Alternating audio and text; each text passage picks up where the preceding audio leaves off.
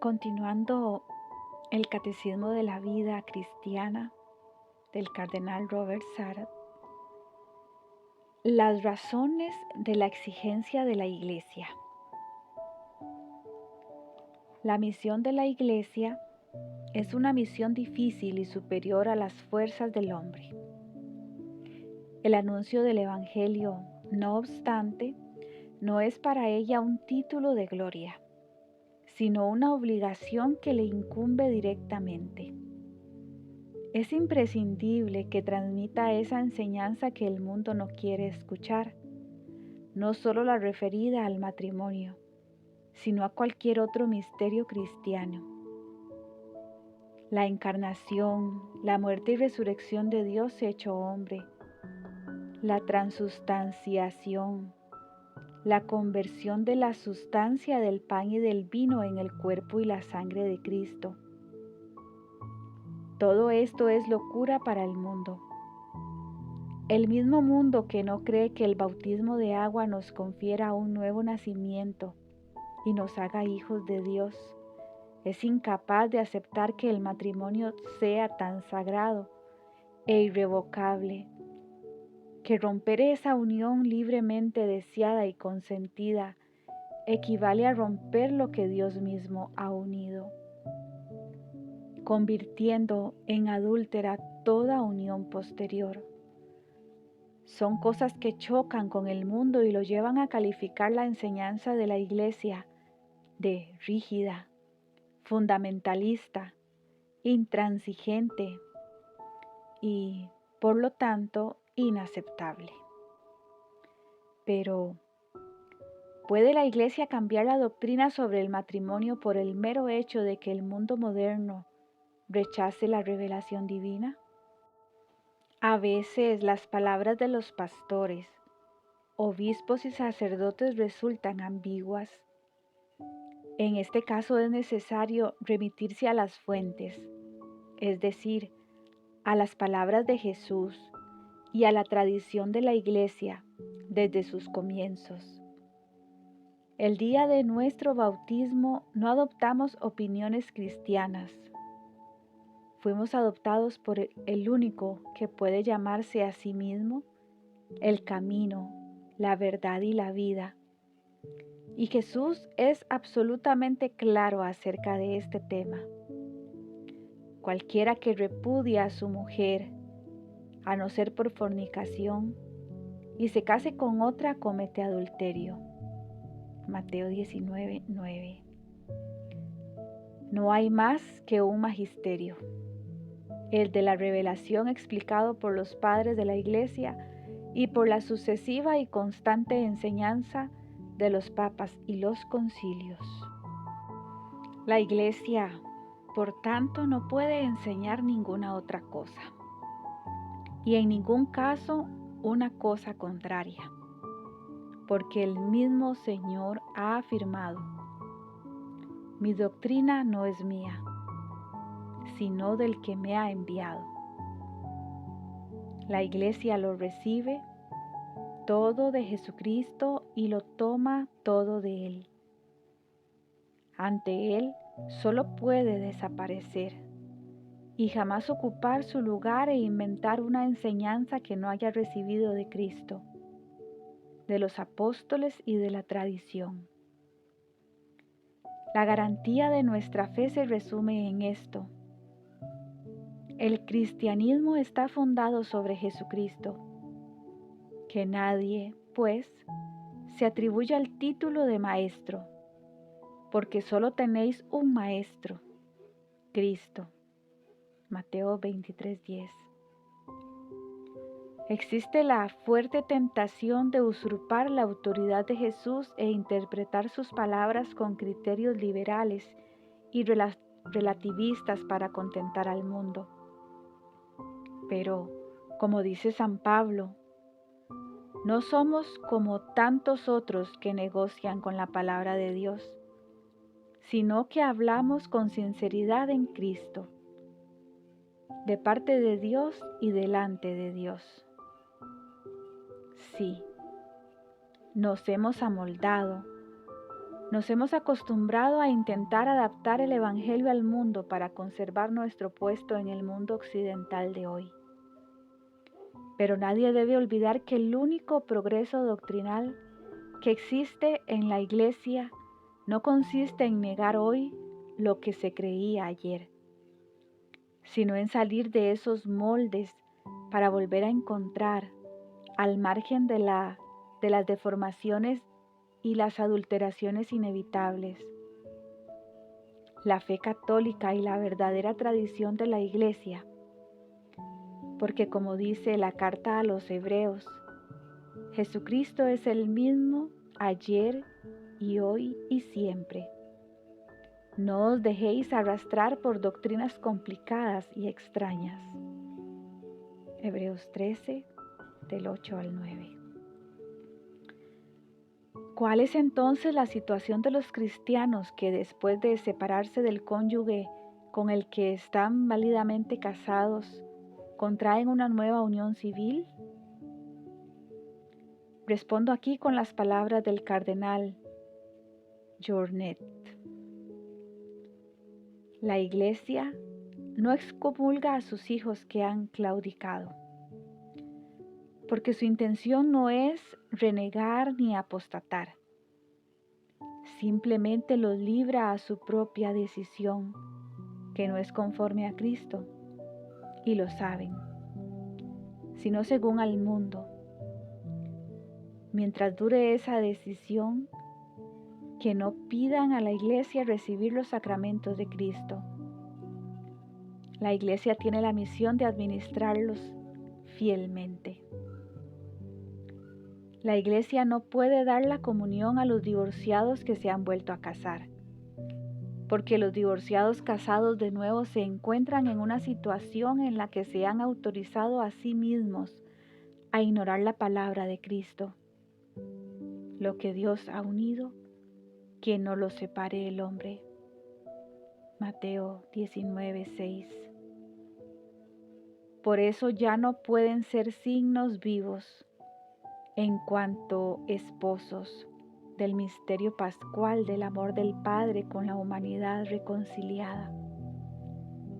Quizá a su pesar, su situación vital da testimonio de una negativa de adhesión a esa palabra que eleva a quienes están casados sacramentalmente a ser signo revelador del misterio pascual de Cristo. La Iglesia, administradora de los misterios de Dios, está llamada a guardar el depósito de la fe.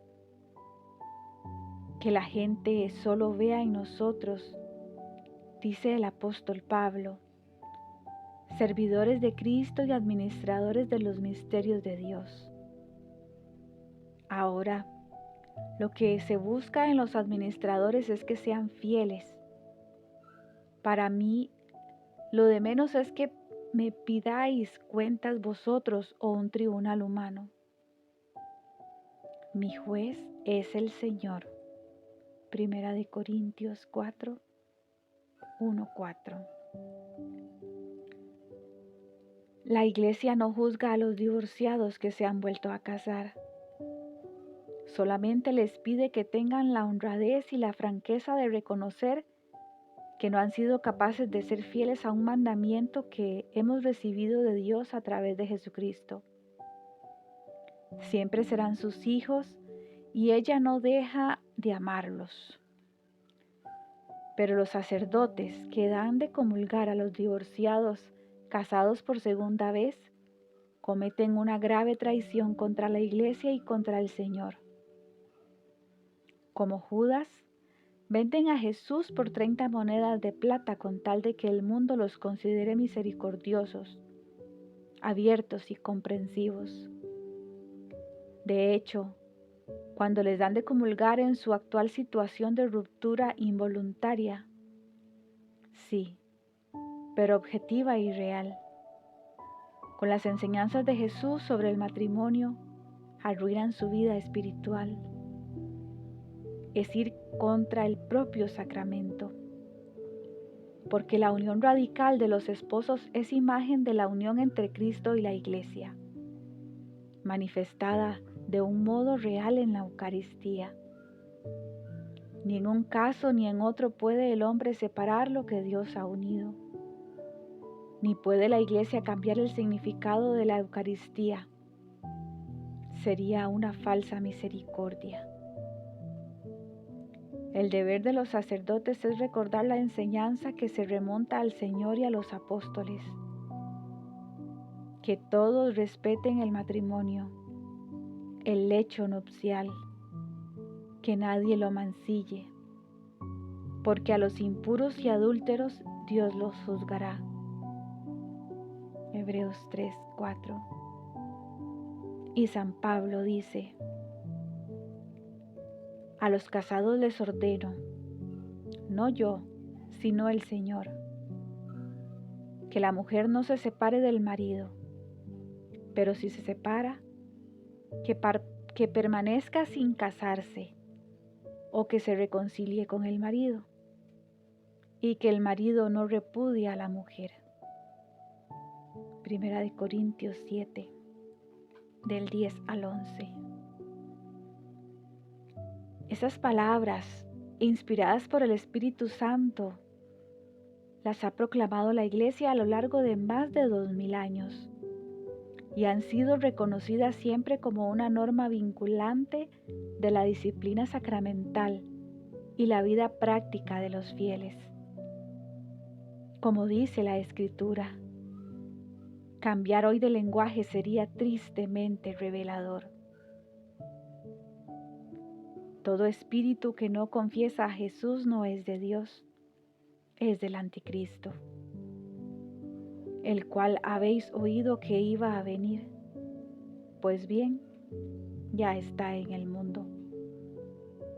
Vosotros, hijos míos, sois de Dios y lo habéis vencido, pues el que está en vosotros es más que el que está en el mundo.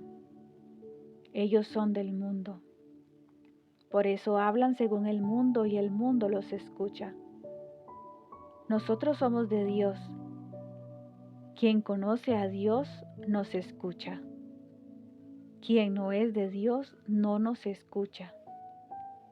En esto conocemos el espíritu de la verdad y el espíritu del error.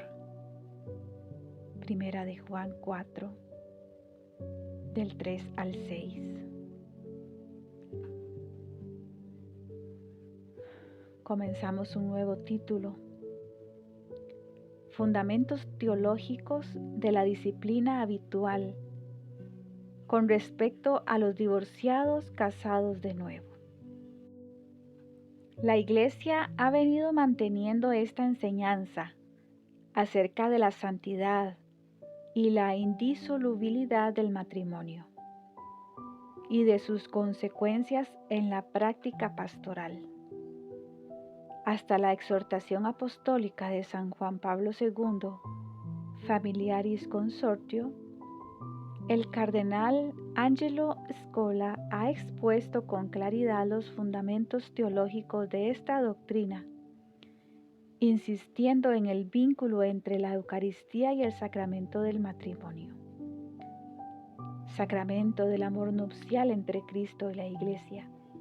Como él mismo explica, la relación esponsal entre Cristo y la Iglesia no es solo modelo de la donación recíproca de los esposos, sino el fundamento mismo del matrimonio. El sí definitivo que se dan los esposos no puede ser sólido si se fundamenta sobre las arenas movedizas de su libertad. Solo será sólido si se fundamenta sobre el vínculo matrimonial entre Cristo y la Iglesia. La referencia a la Eucaristía no es, pues, algo extrínseco al matrimonio, sino que se posee un carácter de fundamento. En su opinión, es de lamentar que esta doctrina no haya quedado plasmada de modo más explícito en los documentos más recientes del Magisterio. En Amoris Laetitia, como sucedió en las dos asambleas sinodales del 2014 y 2015, la relación fundamental entre Eucaristía y matrimonio no es evidente, y esta, a mi parecer, es una ausencia de peso. En cualquier caso, esta ausencia ha dado espacio a las correrías interpretativas sobre Amoris Laetitia. No admitir a la comunión eucarística a los divorciados vueltos a casar no es un castigo que puede ser quitado o reducido, sino que se trata de algo extrínseco del carácter mismo del matrimonio cristiano, el cual, como he dicho, vive fundamentado en el don eucarístico de Cristo esposo a la Iglesia esposa. Como consecuencia de esto, quien se ha autoexcluido de la Eucaristía, pues ha dado vida a una nueva unión, puede volver a acceder al sacramento eucarístico solo si vive la castidad perfecta, tal y como afirma la exhortación apostólica de Juan Pablo II, Familias Consortio. Pero de esto no se habla en Amoris Laetitia. No se dice que esa indicación ya no sea válida, pero tampoco se afirma que sigue siendo válida. Sencillamente se ignora. Al mismo tiempo, se recuerda que la Eucaristía, como decía San Ambrosio, no es un premio para los perfectos, sino un remedio generoso y un alimento para los débiles. Ahora bien, es verdad que la Eucaristía también posee una función de curación, pero esta afirmación no puede ser utilizada al margen de lo que dice la Constitución Conciliar Lumen Gentium en su número 11 sobre la naturaleza eclesial de los sacramentos.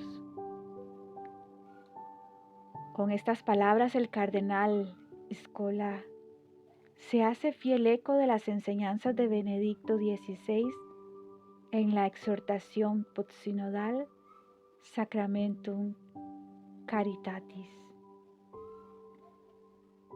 que recoge la postura sobre la Eucaristía manifestada por los padres sinodales después de recordar que el vínculo fiel, indisoluble y exclusivo que une a Cristo con la Iglesia y que tiene su expresión sacramental en la Eucaristía, se corresponde con el dato antropológico originario según el cual el hombre debe estar unido de modo definitivo a una sola mujer y viceversa.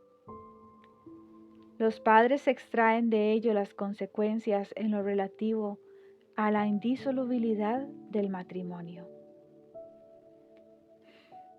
Puesto que la Eucaristía expresa el amor irreversible de Dios en Cristo por su Iglesia, se entiende por qué ella requiere, en relación con el sacramento del matrimonio, esa indisolubilidad a la que aspira todo verdadero amor. Por tanto, está más que justificada la atención pastoral que el sínodo ha dedicado a las situaciones dolorosas en que se encuentran no pocos fieles que, después de haber celebrado el sacramento del matrimonio, se han divorciado y contraído nuevas nupcias. Se trata de un problema pastoral difícil y complejo, una verdadera plaga en el contexto social actual, que afecta de manera creciente incluso a los ambientes católicos. Los pastores, por amor a la verdad, están obligados a discernir bien las diversas situaciones, para ayudar espiritualmente de modo adecuado a los fieles implicados. El Sínodo de los Obispos ha confirmado la praxis de la Iglesia, fundada en la Sagrada Escritura, de no admitir a los sacramentos a los divorciados casados de nuevo, porque su estado y su condición de vida contradicen objetivamente esa unión de amor entre Cristo y la Iglesia que significa y se actualiza en la Eucaristía. Sin embargo, los divorciados vueltos a casar, a pesar de su situación, siguen perteneciendo a la Iglesia, que los sigue con especial atención, con el deseo de que, dentro de lo posible, cultiven un estilo de vida cristiano mediante la participación en la Santa Misa, aunque sin comulgar, la escucha de la palabra de Dios, la adoración eucarística, la oración, la participación en la vida comunitaria, el diálogo con un sacerdote de confianza o un director espiritual, la entrega a obras de caridad, de penitencia y la tarea de educar a los hijos. Si la exhortación Amoris Laetitia se lee a la luz de estas palabras, no es fácil ver que dicho documento sugiera efectuar una modificación de la doctrina anterior acerca del acceso a los sacramentos de los divorciados que se han vuelto a casar. Si el Papa Francisco se hubiera planteado tener que proceder a una grave ruptura con la tradición en lo concerniente a este tema, sería muy sorprendente que lo hiciera en una simple nota a pie de página, la famosa nota 351. Exhortación dirigida a los cristianos que se han vuelto a casar. Al igual que Benedicto XVI, también yo querría garantizar afectuosa y paternalmente mi oración, en especial en el momento de celebrar la Eucaristía, a todas las personas que se encuentran en situación tan dolorosa y dirigirles esta exhortación. Queridos cristianos divorciados que os habéis vuelto a casar, no penséis que la Iglesia, vuestra Santa Madre, es intransigente, dura e inmisericordia. Cada uno de vosotros tiene sus razones para entristecerse y reprocharle que es rígida e inhumana. Pero, al obrar así, corréis el peligro de acabar acusando a Cristo y al Evangelio de inhumanos, rígidos e intransigentes, y de dar la razón con los hechos, lo querráis o no, al príncipe de este mundo. No acuséis a vuestra madre, la Iglesia Santa. Seguís siendo sus hijos. Amadla como os ama ella, con ternura, como una madre a sus hijos. La Iglesia nos ama a todos, aunque no siempre como desearíamos sentirnos amados, porque ella sabe cuál es vuestro verdadero bien. ¿Cuántas veces lo habréis experimentado con vuestros hijos? Amad a Jesús, leed su Evangelio, escuchad a su Iglesia. No os acerquéis a los sacramentos si no queréis o pensáis que no podéis cambiar vuestra situación.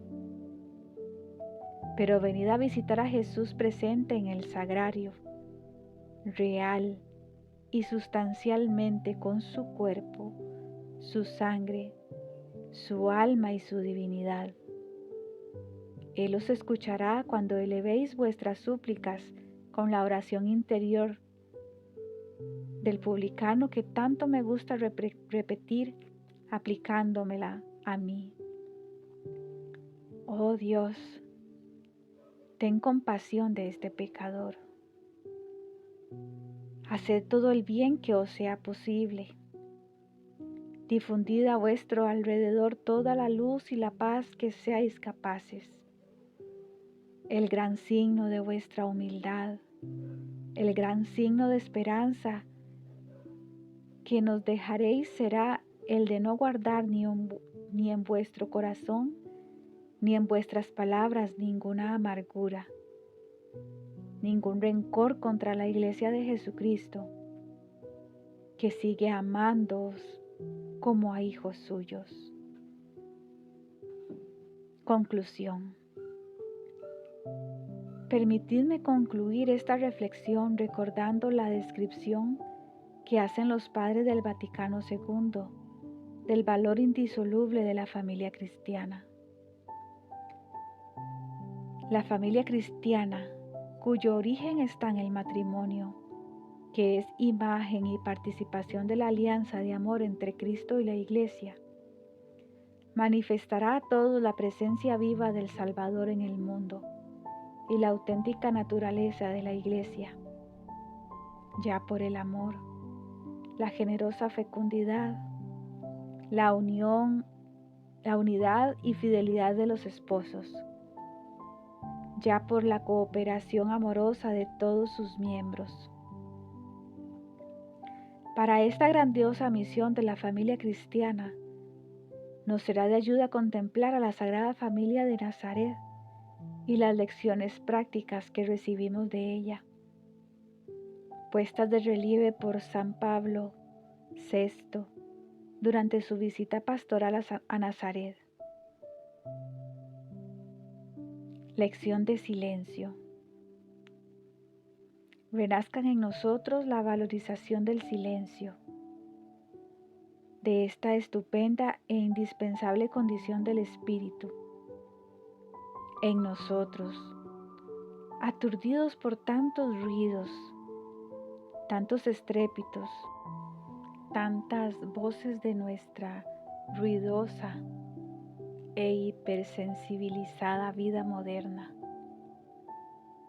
Silencio de Nazaret, enséñanos al recogimiento, la interioridad, la aptitud de prestar oídos a las buenas inspiraciones y palabras de los verdaderos maestros.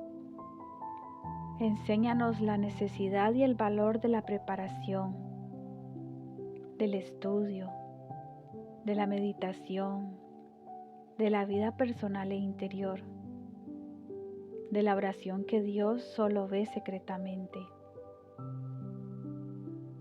Lección de vida doméstica. Enseñe en Nazaret lo que es la familia, su comunión de amor, su sencilla y austera belleza, su carácter sagrado e inviolable. Enseñe lo dulce e insustituible que es su pedagogía. Enseñe lo fundamental e insuperable de su sociología. Lección de trabajo. Oh Nazaret, oh casa del Hijo del Carpintero, ¿cómo querríamos comprender y celebrar aquí la ley severa y redentora de la fatiga humana? Recomponer aquí la conciencia de la dignidad del trabajo. Recordar aquí cómo el trabajo no puede ser sin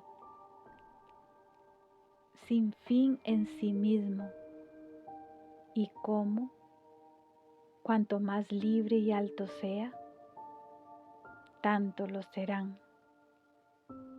Además del valor económico, los valores que tienen como fin. Y así concluimos el capítulo 6 por el cardenal Sara. Espero que sea de mucha santificación, y nos encaminamos al capítulo 7. Bendiciones. Gracias.